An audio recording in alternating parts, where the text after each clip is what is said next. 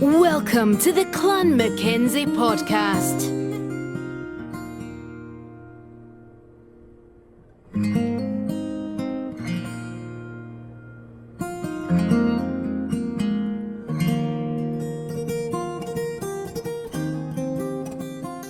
We're glad this week to have with us Elizabeth Hutchison Bernard here to talk about another book about the Clan Mackenzie. We had her back, what, a year and a half ago, I think. You were with us on the podcast, talking about Sisters of Castle Loud, this time Seaforth Heiress.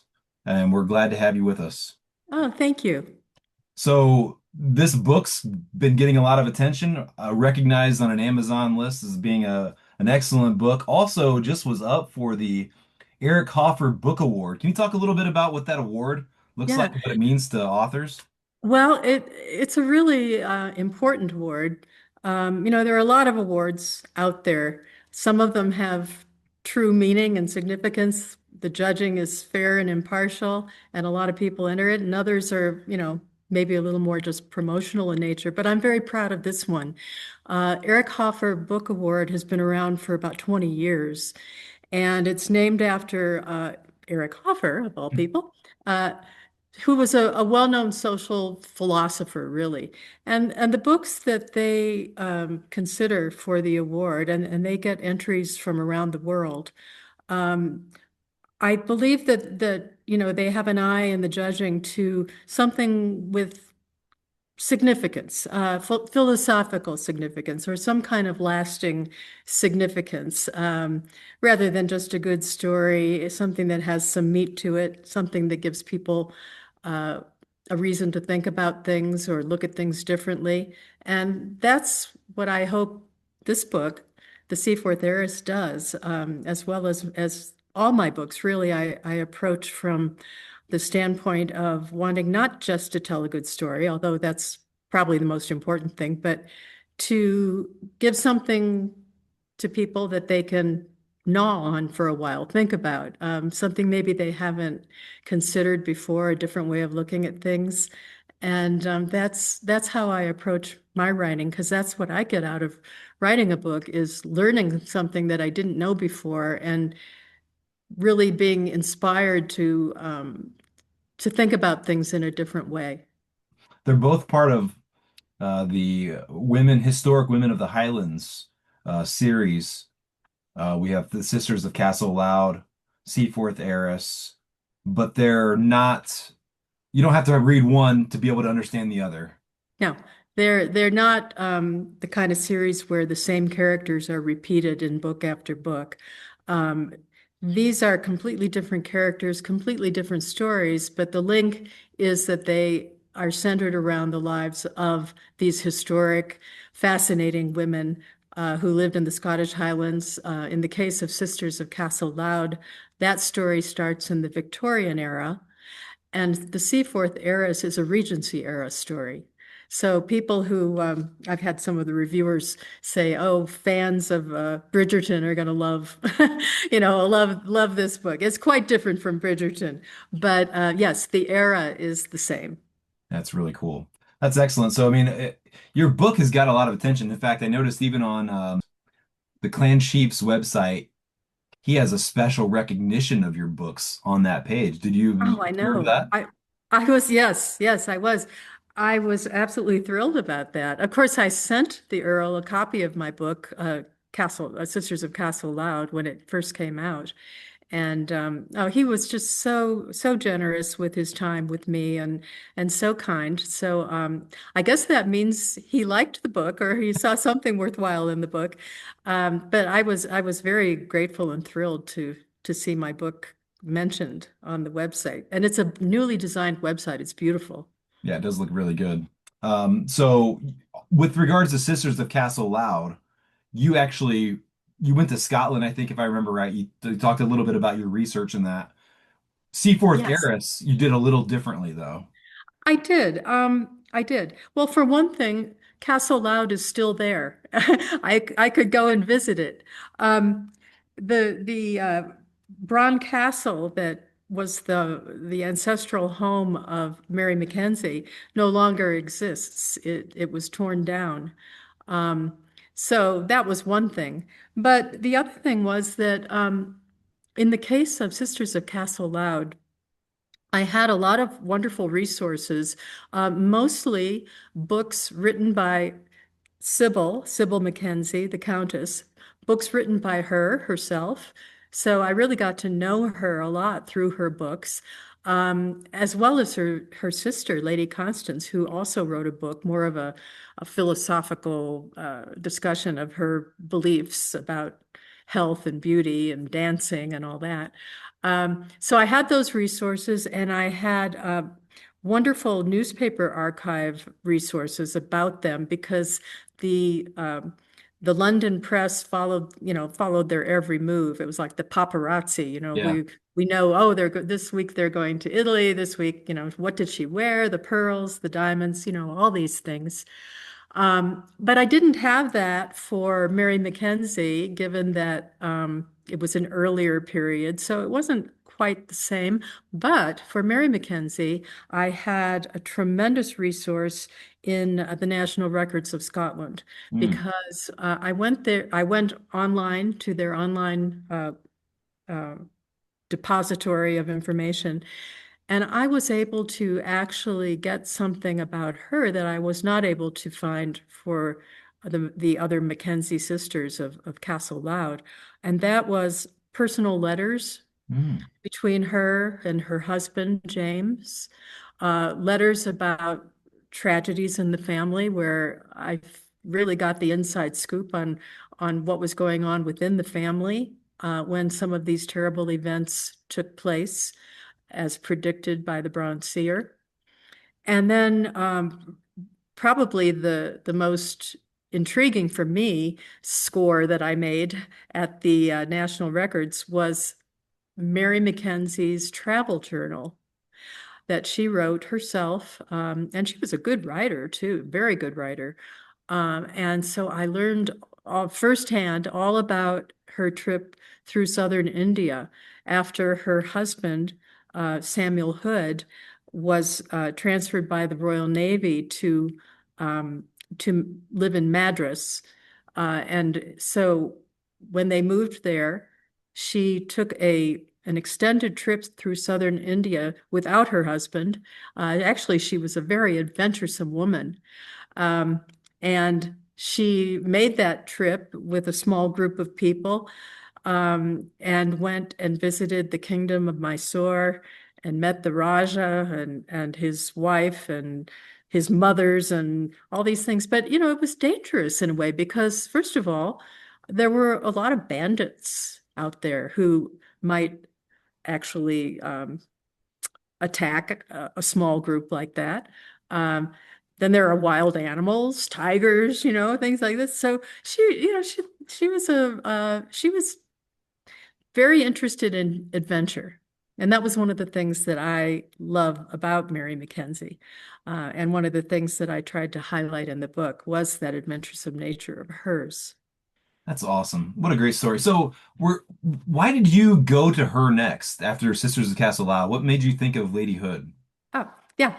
Well, it's interesting because both both of the first two books in the series deal with Mackenzie women. Yeah. Um, and Mackenzie women, it just happens. I didn't set out to write another book about specifically a Mackenzie woman, but it just happens. And your audience will like this, but I'm not being gratuitous. I think among the Mackenzie women, there are many, many fascinating, interesting characters. And I happened to discover them. So I wrote another Mackenzie book. But the way that I actually came about the story was there was a woman that I met who organizes Celtic festivals throughout the whole United States. Her name is Jude Mackenzie, actually. Great. And I don't even remember how I know how we met. I sent her an email asking about the Celtic festival that was going to be coming to Flagstaff, where I live in the summer, Flagstaff, Arizona. And we got into a conversation, and we ended up talking on the phone. And in the course of that conversation, she mentioned the Bronze Seer. And I said, the what? And she said, the Bronze Seer. And I said, oh, what's that? And she said, "You've never heard of it?" I said, "Well, no, I haven't. Tell me." So she told me a little about the bronze seer. And given that I'm attracted to mystical things and it always sparks my imagination, I did a little research on the bronze seer and I looked up all of his prophecies. And as it turned out, the very last prophecy was the one about the ruin of the Seaforth line. And so I thought, Seaforth, okay. So I looked into the family and I discovered the eldest daughter was named Mary Mackenzie.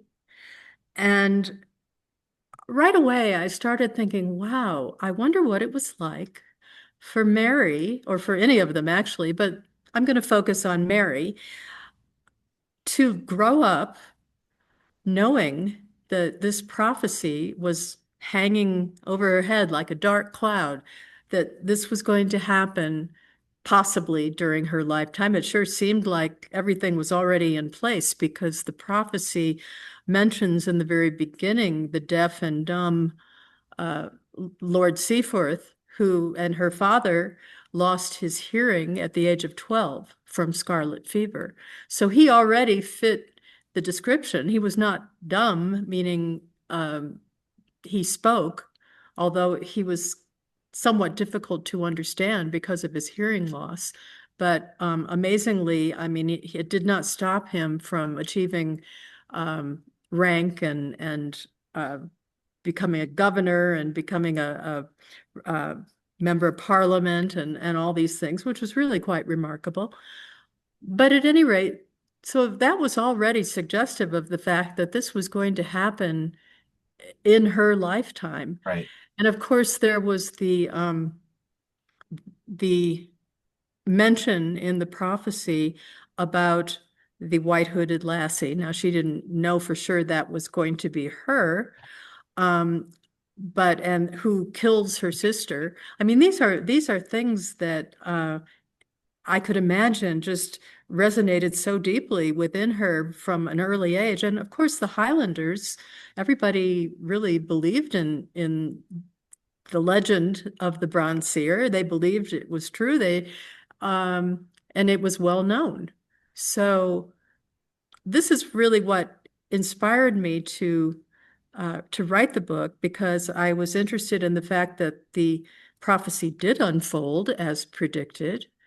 And of course, we can discuss or argue about or whatever, whether the bronze seer really existed at all. But it was a popular legend, and many, many people believed in it.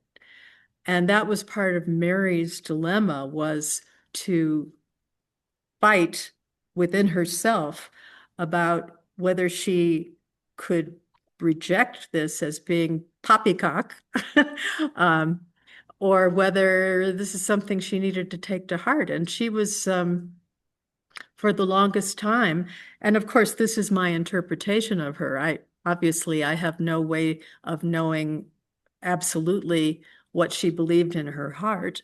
I did not find any specific legitimate references to her thoughts about that legend, but for me, it was pretty easy to get into her head.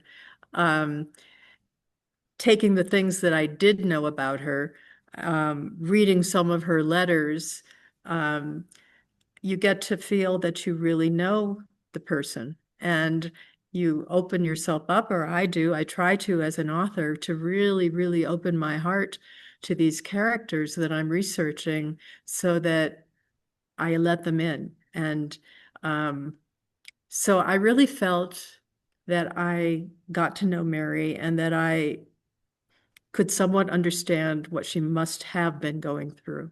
Yeah. I think you can tell in your writing that that's the case. Um, you know, on that topic of whether she recognized that or not, I mean, it's obvious through what we know about Walter Scott that he actually thought that. He recognized Yes. that something was happening. And Yes. it seems very likely that she was aware, obviously, as well. I tried pressing Andrew Mackenzie on that point. We had this discussion, I don't know if it was 2 years ago, but we were talking about, whether or not they would have viewed it that way, but certainly they did. They had to have. Like you said, these prophecies were well known. They're talking about them, and you sort of start seeing them take place. They had to Right, be aware. right. Well, and I have a scene in the book where, well, Mary knew uh, Walter Scott. They were acquainted and acquainted to the point that they wrote letters to each other. Yeah. And I do have a scene in the book where they meet at a dinner party and they have a discussion about the legend. Um, and as far as what he had to say about it, I did take his comments. I did deduce his comments from many things that I had read about him and that things that he had actually said. Yes. So I feel that it was probably a fair representation of what he thought about it. Yeah. Um, Yeah, I think that's right. I mean, I think it's pretty easy to tell, I think, when you read just some of his comments, not only before, but also after the death of her father. They started seeing these things starting to take place with the end of the Seaforth line. But that kind of takes us into another topic with regards to, the details that you work towards with regards to a novel that's, factual characters, but you kind of have to add some fiction to it to fill in some gaps. So what's your methodology in that, without overstepping sort of your bounds with yeah. what you want to Yeah. have take place? It is different for different books, but for these two Scottish books, Yeah. which really um, are inspired, you can say they're based on, but that to me sounds a little too precise. Hmm. When you say inspired by, it gives you a little more leeway to play with things, Yeah, more um, liberty. which Yeah. which is what I enjoy, is but. I do try to stick to one of the first things I do when I'm researching, as I'm reading, I'm making a timeline of their life, so that I have a sense of a succession of events, seminal events that have occurred in their life. I try not to mess around too much with those events in terms of when they occurred, when I'm dealing with uh, an actual person Hmm. as opposed to a fictional character. So I do refer to that quite often and try to keep that flow um, as true to life as I can. But when it comes to the thoughts, the emotions, in some cases, the motivations, um, I try to, as I say, read as much as I can about those people, read as much in their own words as I can possibly find.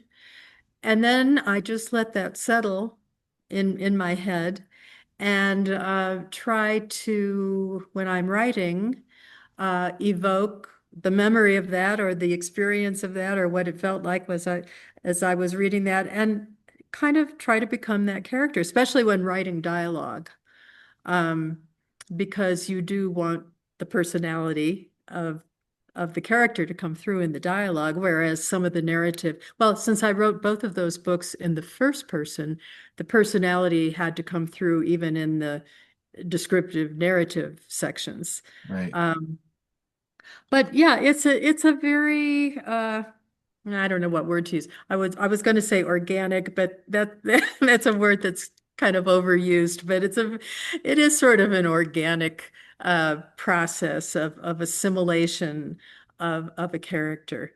Yeah. And it's really fun. I mean, I guess it's like being an actor in a way.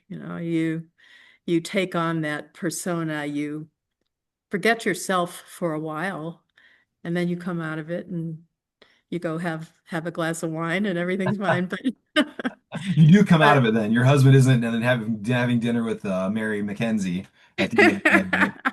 well, he might enjoy that. I don't know. She was a pretty neat lady, but Yeah. anyway, So he doesn't have that option. yeah.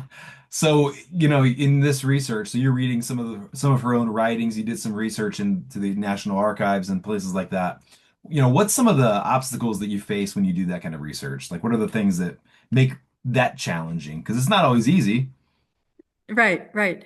Well, finding the stuff to begin with, it took me a while to get used to um, using those databases and finding the stuff that I really wanted to find and all that. Yeah. In the case of uh, Mary Mackenzie, though, as I said, I found a lot of actual letters from family, and which is wonderful. But they were in the original handwriting, and if you've ever tried to decipher some of this handwriting, and then of course some of it is faint, and and all that, it's really difficult to do. And I got a little frustrated with that, and I thought, well, all right, I'm gonna find somebody who does this for a living Oh, good for and you. let them do it and just send me the transcription. Right. But that was easier said than done.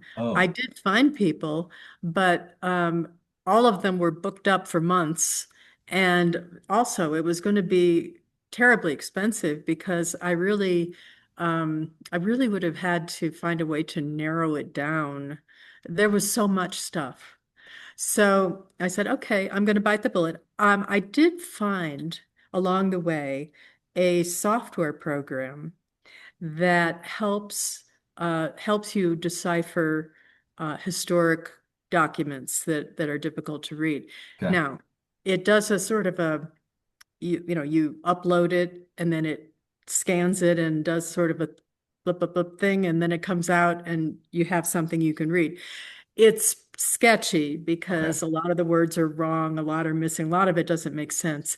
But if you know enough about what's going on already, you can, or at least I could in this instance, make pretty good sense out of it ultimately, or enough sense that I could take it from there, with my own thoughts or my own imagination.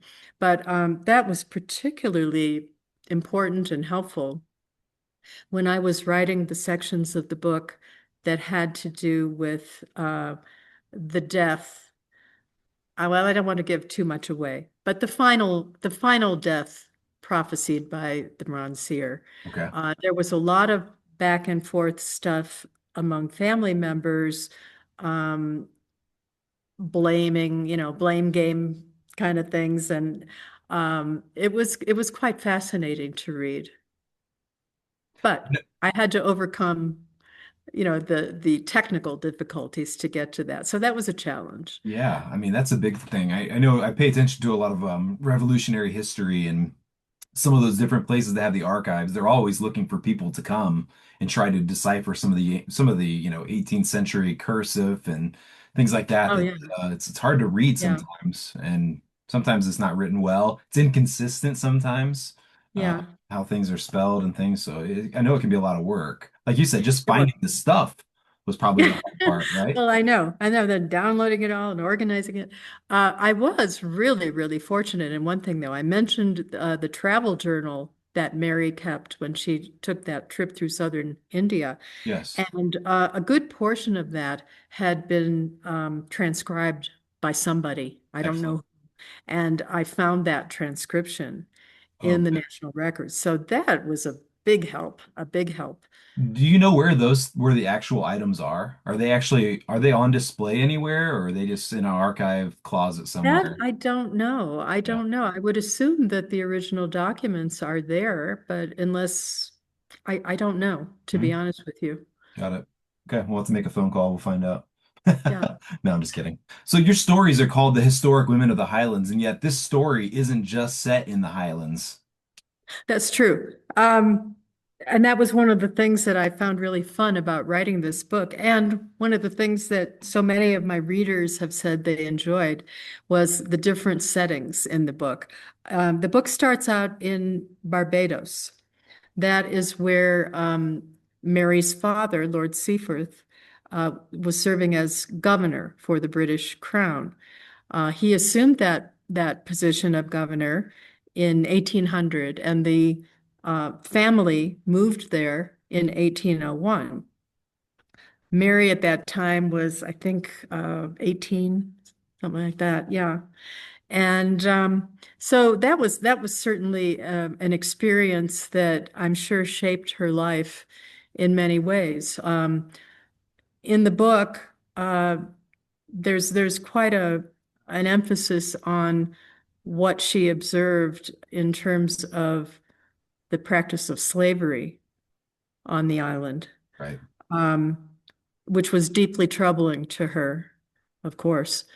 And that that was I found many factual references to some of the brutal treatment received by the slaves by going into the newspaper archives, where some of the incidents that occurred there were explained in great detail, a horrific detail. Her father, Lord Seaforth, was very upset that the governing body of the island, which was made up really of the plantation owners, many of them British, well, most of them British, um, they had no respect for human life, basically. They had no real penalties at all for killing a slave, regardless of the circumstances. And this was something that Lord Seaforth fought against the best that he could, but he was not really successful in changing the laws. And he actually created a lot of animosity with the plantation owners who didn't want to be bothered with matters of human kindness. Yeah. So that was something that is tackled early on in the book, and then I believe shaped Mary's thinking about a lot of things. Um, when she married her first husband, Samuel Hood, who was already a very famous commander in the British Royal Navy, they moved to London, where his home was. And but soon after he was really a seaman. He was a dedicated naval commander. He loved what he did, and he was off on another commission before too long, leaving Mary in London to on her own, basically. They seem to have had a really wonderful relationship from everything that I read. He was about 20 years her senior. Um, she married him when she was 21, and he had never been married before and had no progeny or anything. And he just seems to have been very kind to her and gave her a lot of freedom. Um, at least I portrayed him that way in my book, and I did that because that's how I felt that he was. And Mary had a lot of opinions and was quite willing to express them to anyone who would listen. And she enjoyed the company of men because in that era, I would say it was probably more usual that men would be having interesting, provocative conversations about politics and all that kind of thing. And she was interested in that stuff. Her father had been governor. She'd been exposed to a lot of high-level diplomats and things, and so she was very much into that. And I felt that Samuel didn't mind that. He knew how she was, and better that she enjoy herself while he's away. Um, and he claimed that he trusted her. Now, I have another little theory, which is not in the book, Okay. but I have thought about this. Um, they were married for 10 years before his untimely death, and they had no children. And certainly Mary wanted children, and I think he did as well. So, as would be typical, I think, of that era, she kind of blamed herself for the fact that they're not having children. There must be something wrong with her, et cetera, et cetera. But interestingly, when she married for the second time, she ended up having 6 children. So it looks like it was Samuel that was that was the issue there.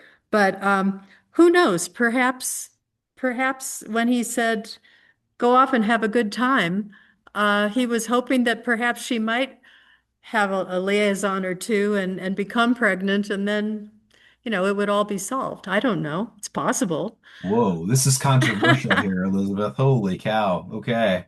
Well, could Yeah, I be. don't know if we should go there. I don't know if we should go there. You never know. But It- anyway, he seemed to be a very loving, devoted husband, and yeah. she clearly loved him dearly. I mean, I've read in her own words some of the things she said about him, and there seemed to have been nothing but good feelings between the two of them, which is refreshing to write about.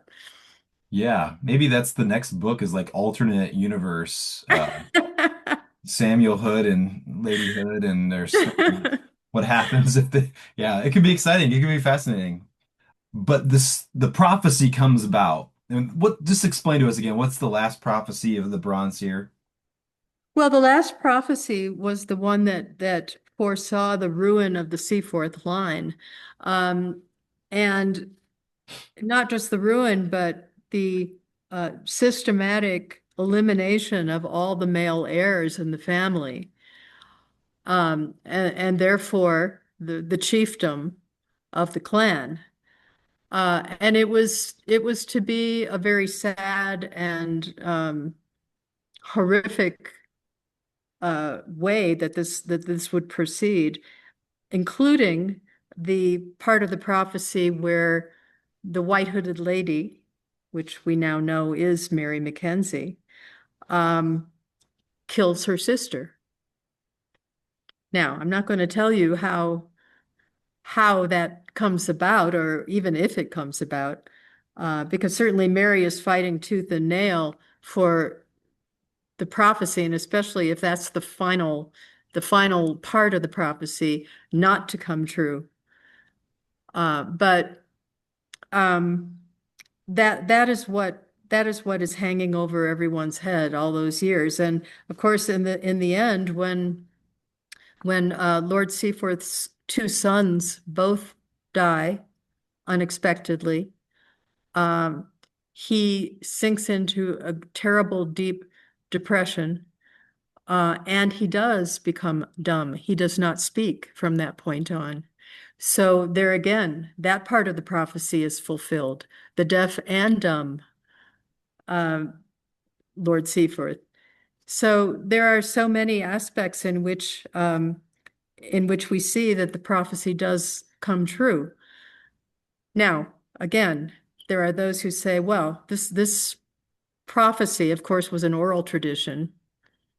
But at some point, it was written down, and that was in a later time after all this had happened. It was put into writing. So yeah, there's ample reason to say, well, maybe this is just one of those things that um, is a legend, and people enjoy it as a legend. So maybe that's true, but certainly a lot of people still believe in it. Jude Mackenzie, the lady that I referred to earlier, who runs the Celtic exhibitions, she told me that there are festivals all over the country, or all over the world, I should say, celebrating the Bronze Seer still to this day. Now, I don't know. I didn't investigate that to see if that was true, but there are people who still believe that that was not just a legend, um, that he existed in the 17th century, and that his death was brought about by one of the ancestors of um, Mary Mackenzie. Right. So, with regards to the prophecy, the end of the ancestral line of the Seaforths was going to come to an end, and there would be sort of the end of the Mackenzies, so to speak, of their power, their castles, and everything. So that takes us to the next controversial claim then. Was Mary, did she become the clan chief? I say yes. Okay, good. That's the controversy because we've had on this Right. podcast alone, we've had Anthony Mackenzie, we've had Ross McEwen, we've had my own personal perspectives. I happen to like Walter Scott's perspective. Um, but what say you, Elizabeth? Well, again, I'm not going to put myself on the same level as some of these scholarly individuals that you've had on your show, like Andrew Mackenzie. Um, but from my research, I think that it was a controversial issue at the time, and that there were those who recognized her as the chief and those who never did. Um, so it kind of depends which camp you're in. And I don't believe that there was a legal aspect to becoming chief. I think that it was in other words, I don't think, and I could be wrong about this, and I did a lot of research, but I'll tell you, clan history is so convoluted and so confusing that sometimes, you come out of it still not understanding what happened. But my understanding is that at the time there was not a legal determination. There was no court that would bang on a gavel and say, "Yes, you are chief." Um, so I believe that she acted as though she were chief. And at that period, there were certain things that the chief of the clan did. Most of it was watching out for the members of the clan in their communities, the schools, selecting um, the people to be the religious leaders of the community, maintaining the church, all those kinds of things. And what power there was beyond that uh, was probably at this point not terribly significant. Hmm, interesting. Now, you'll get someone else on your show, I'm sure, who who can who can argue with that and set me straight. But I think she did the things that she could do. Mhm. And also, of course, her situation at that point, she had inherited the estate, but it was in shambles. Her father had been in debt from the beginning when he inherited it from his brother. The estates were already in terrible debt. And his gambling and his mismanagement of money and love of luxury didn't help. So by the time she was inheriting a lot of problems. And as much as she might want to be um, generous and help everybody that she can, I think she did what she could. It's clear that she was dearly loved by the people because when she died at the age of 79, the procession for her funeral was the longest, the largest that they had ever seen in that region. So she was clearly admired and loved.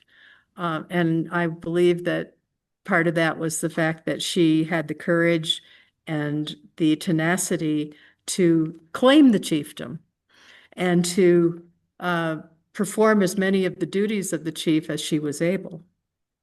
I think it's a fair assessment. She inherited the land, as you pointed out, which is whether it's in shambles or not. I mean, that's part of what that encompasses. Being the chief is not just land, but it's the castle and everything went along with it. On top of the fact that it would have continued the ancestral line of the Mackenzies, possibly not by name, but by her very blood, and Well, they that's used to something that they Walter Scott called noted. her, yes, they called her son Keith, her firstborn son Keith. His little nickname was the Little Chieftain. Hmm. So clearly, and a lot of people called him the Little Chieftain. So um, that's an indication that the chieftain was still alive. Yeah, and it's so funny because as you do research, clanmackenzie.org, we have a little note in there on the section, the chief, and it does point out this quote at the end.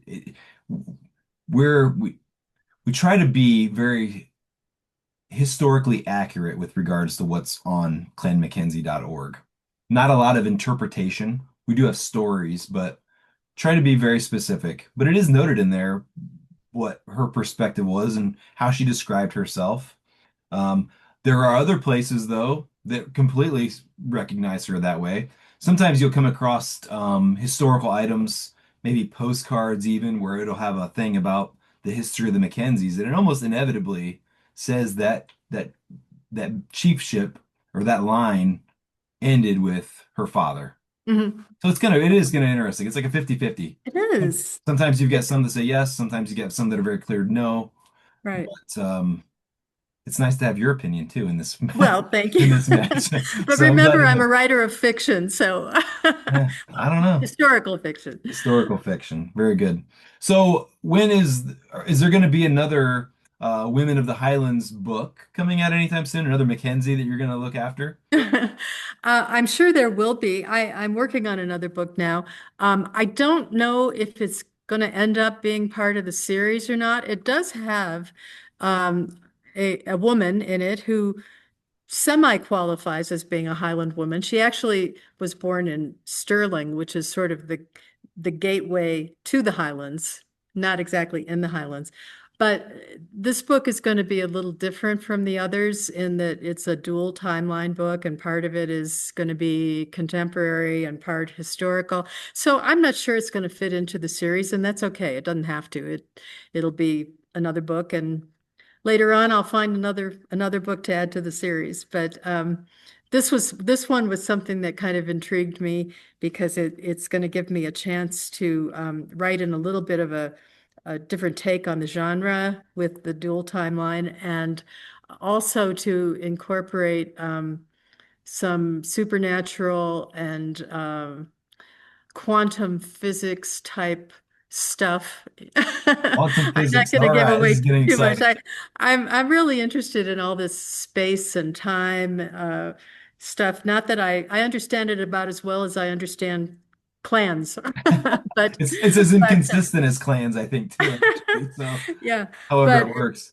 it's fascinating stuff about the nature of reality. Hmm. Um, and I'm looking forward to kind of incorporating that into the themes of this particular story. Are you a Bronze believer then?